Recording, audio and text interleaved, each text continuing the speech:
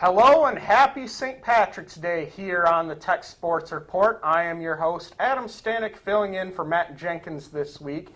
We have a big show for you today, and upcoming in this week's show, we'll have freshman golfer Jay Trusty from the Wonder Boys golf team, who's coming off a big win at the Dave Falconer Classic played at Chamberlain Country Club earlier this week.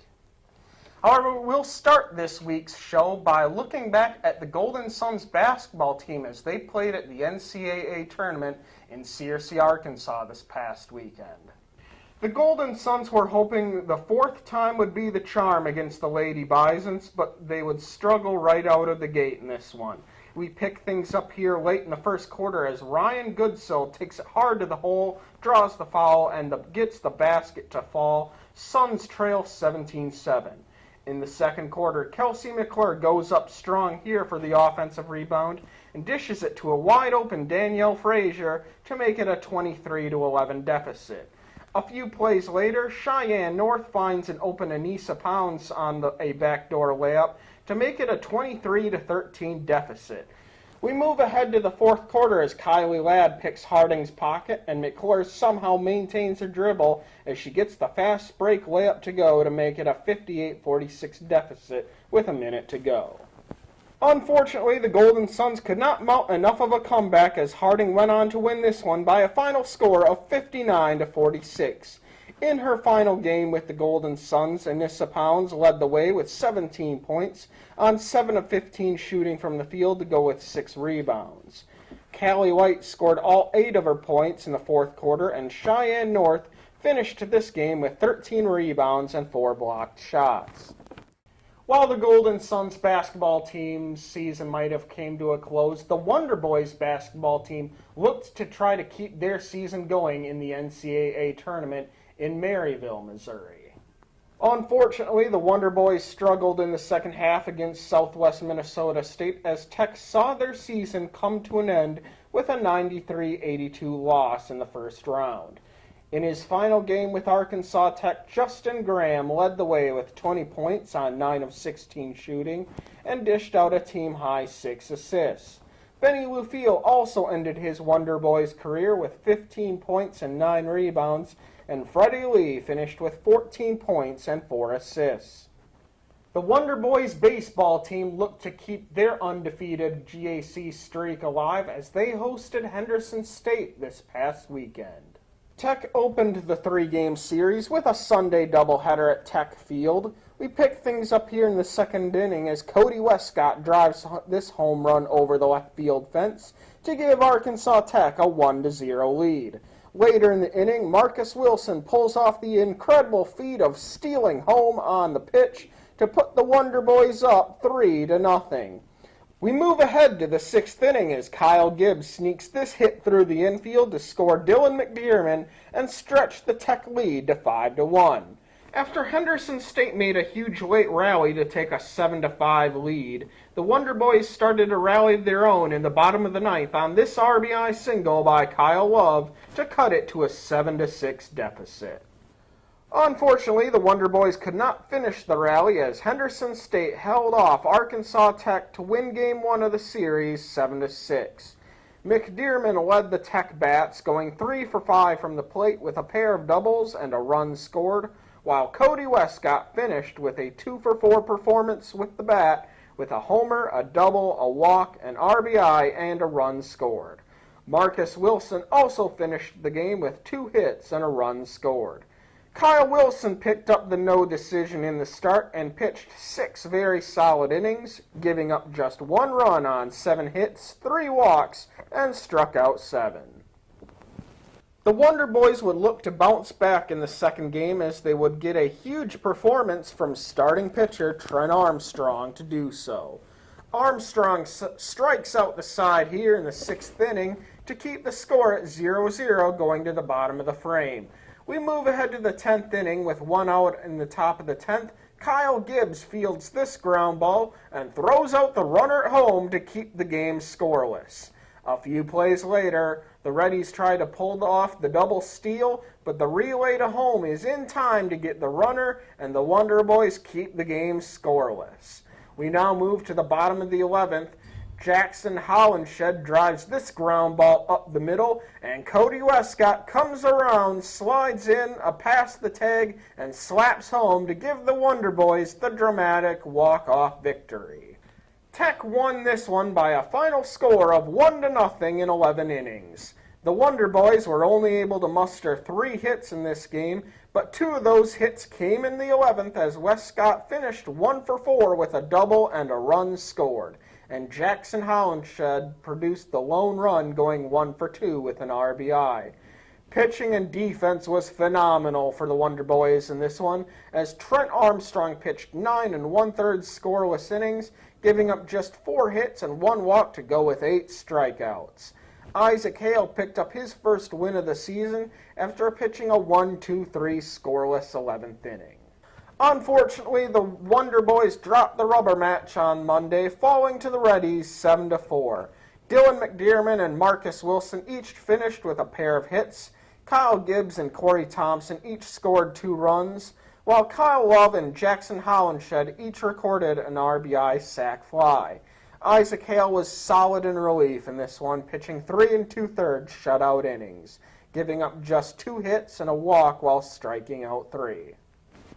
The Golden Sun softball team ended up playing quite a few innings this past weekend as they traveled to Henderson State for a 4-game series. Unfortunately, the Golden Suns ended up dropping a heartbreaker in the opening game of the series as they fell 3-2 to the Reddies in 19 innings.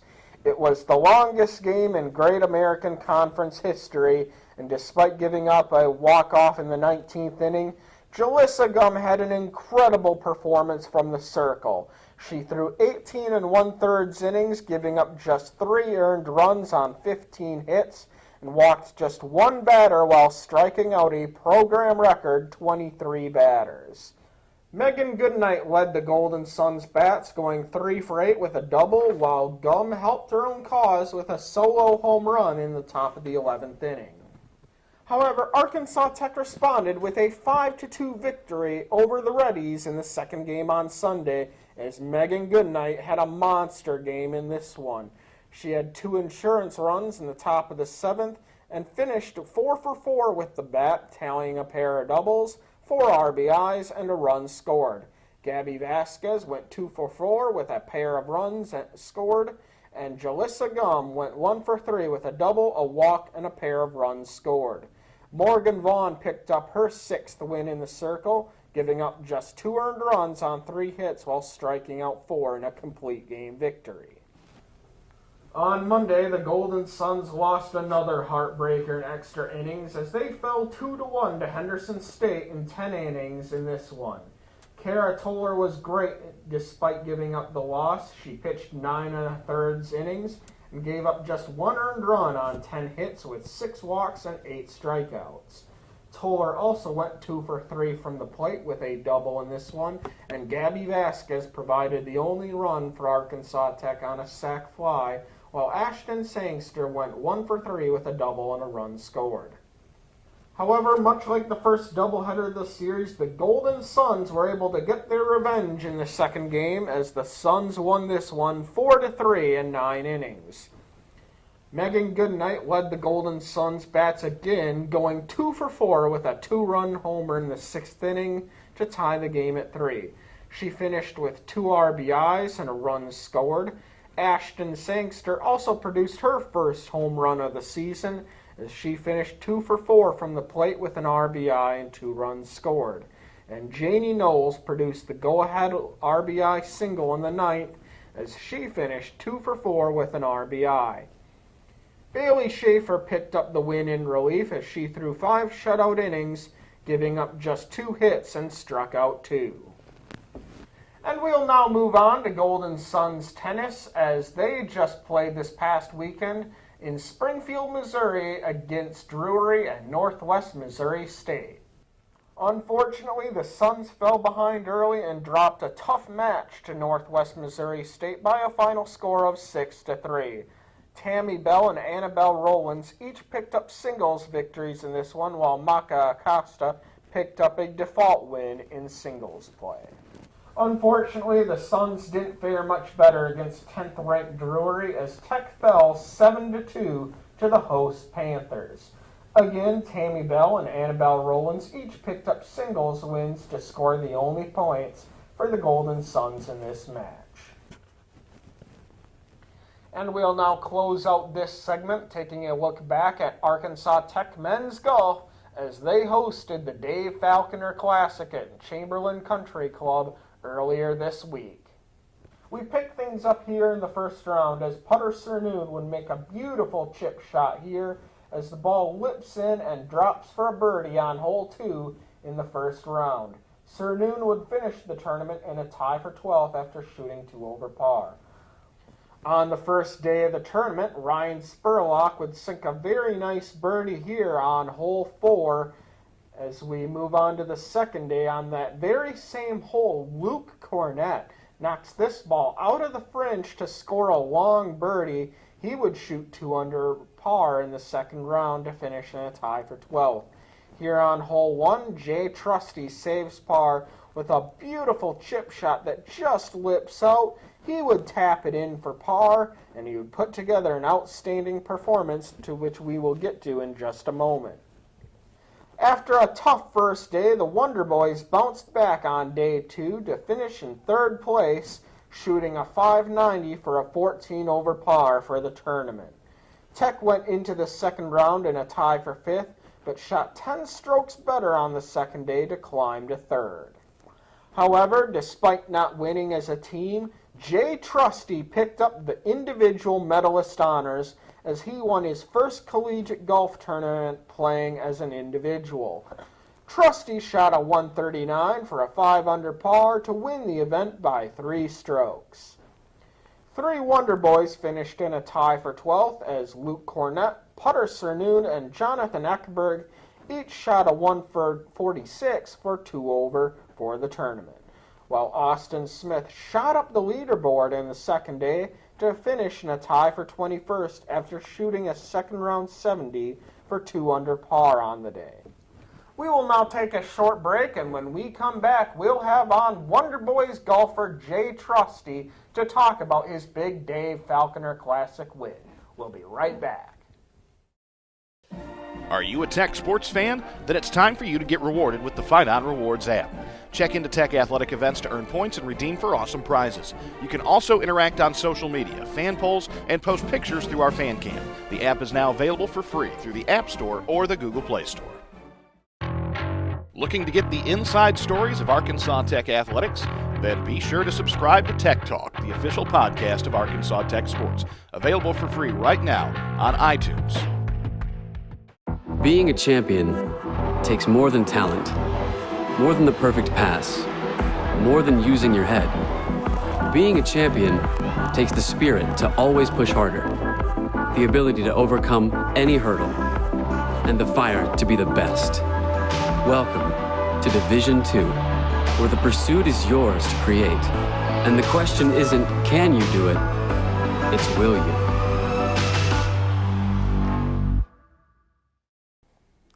Hello and welcome back to the Tech Sports Report. With me today is freshman golfer from the Wonder Boys golf team, Jay Trusty. Jay, thanks for being with us today. Thanks for having me. Jay, you're coming off a big win out there at Chamberlain Country Club at the Dave Falconer Classic in some horrific weather out there. It was cold, it was windy, but you came away with a 1 by 3 strokes at 5 under par. Can you tell me what it was like playing in those weather conditions and how the familiarity of the course might have helped in that case?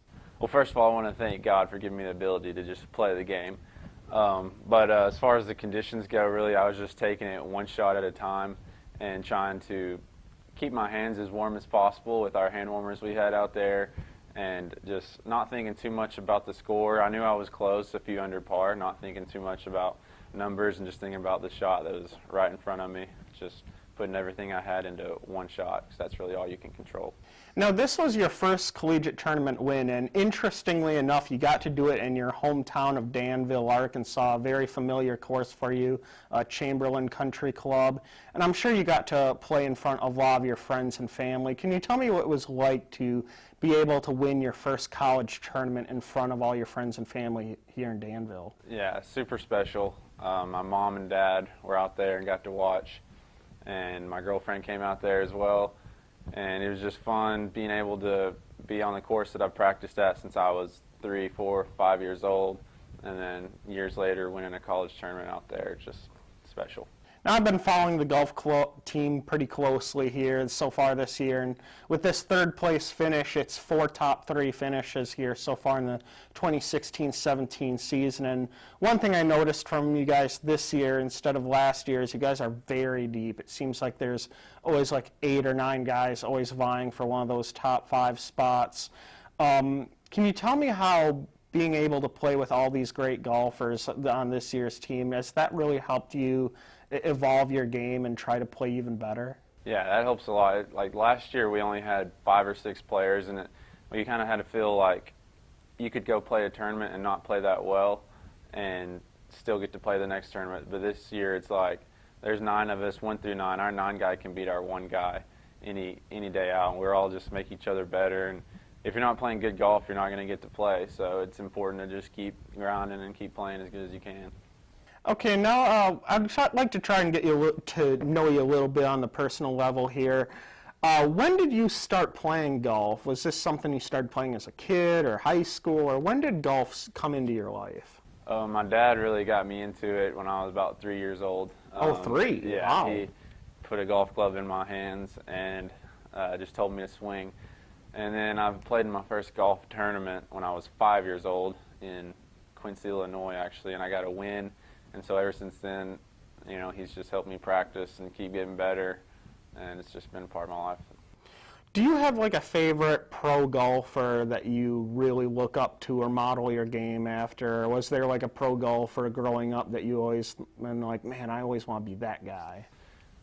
Growing up, I was pretty much in the era where Tiger Woods was in his prime, and I just always loved watching him, and always tried to do his fist pumps or whatever he did. But as far as just like a model for golf, just my dad knows pretty much everything about the game, and he taught me everything I know now. So now, we did find out a little bit from you earlier from your Tech Student Athlete of the Week interview, and I'm sure you're probably going to reciprocate that here. If it wasn't golf, what sport would you be playing? Definitely basketball. Almost wanted to play basketball. Yeah, because I remember you talking to me earlier that John Brown actually recruited you to play basketball, but you came here to play golf instead. Yeah, golf is what I wanted to do. Wasn't sure where I could go play basketball exactly, but yeah, wanted to come here. Well, we're certainly glad to see you playing golf here at Arkansas Tech. The last thing I'd like to ask you, with golf being such a quirky sport at times, do you have any funny golf stories to share, whether it be growing up playing golf or playing golf here? Do you have any real quirky stories that have come from your experiences in playing golf?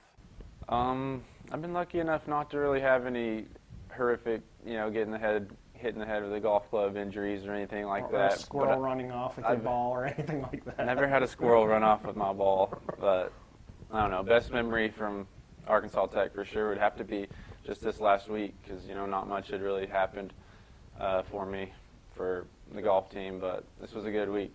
Well, let's hope there's a lot more great memories in store for you. Congratulations, Jay, and thanks a bunch for being with us. Thank you. When we come back, we'll be previewing the upcoming events here on Tech Sports Report. We'll be right back. I knew I'd follow my heart into the Arkansas Tech nursing program, but I didn't know I'd fall in love with the campus. I knew I would check out international business, but I didn't know I could check out a mountain bike. I knew Tech had plenty of degrees that matched my interest, but I didn't know I wanted to study pre-med. Or pre-law. I knew Arkansas Tech had an impressive history, but I didn't know that my professors would look out for my future. Tech has one of the highest graduation rates in the state. Come take a tour of campus and discover what else you don't know about Tech. Being a champion takes more than skill, more than endless drills, more than using your head. Being a champion takes the heart to give it your all, the agility to thrive from any angle, and the relentless drive to be the best. Welcome to Division 2, where the pursuit is yours to create, and the question isn't, can you do it? It's will you.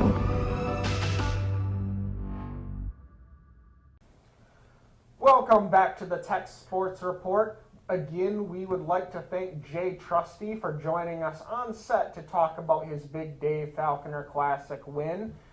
We wish him and the team the best of luck going forward this season. However, it is now time that we look ahead to see what's upcoming here in Arkansas Tech Athletics. Today, the Wonder Boys baseball team will hit the road for a 3-game series at Southern Nazarene. The first game of that series is scheduled for a 2 p.m. start in Bethany, Oklahoma.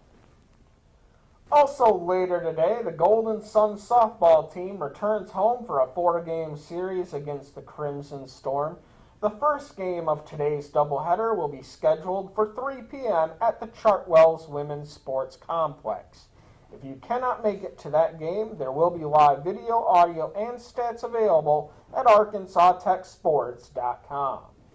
On Saturday, the Wonder Boys baseball team will return to the field for a doubleheader to conclude their series with the Crimson Storm. The first game of that doubleheader is slated for a noon first pitch, and the second game of that doubleheader will start approximately 30 minutes after the completion of the first game.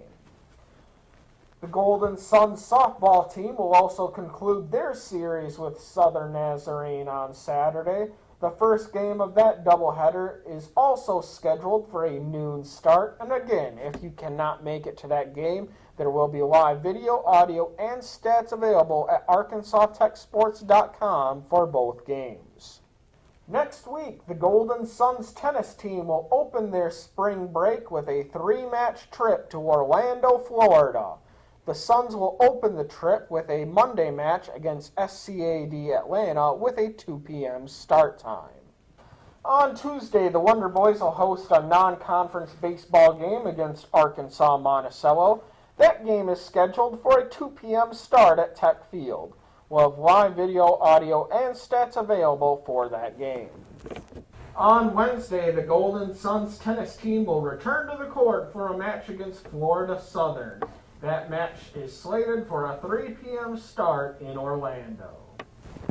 And finally on Thursday, Tech will close out its spring break road trip with a matchup against Palm Beach Atlantic. That match is slated for a 4 p.m. start time in Orlando, Florida. And with that, we have reached the end of this week's show. I would just like to inform all of you that due to spring break, we will not have a show next week. We'll hopefully be back in 2 weeks to bring you all the latest in Arkansas Tech athletics. I'm Adam Stanek, and thank you for joining us this week. We hope you have a great spring break. You've been watching the Tech Sports Report.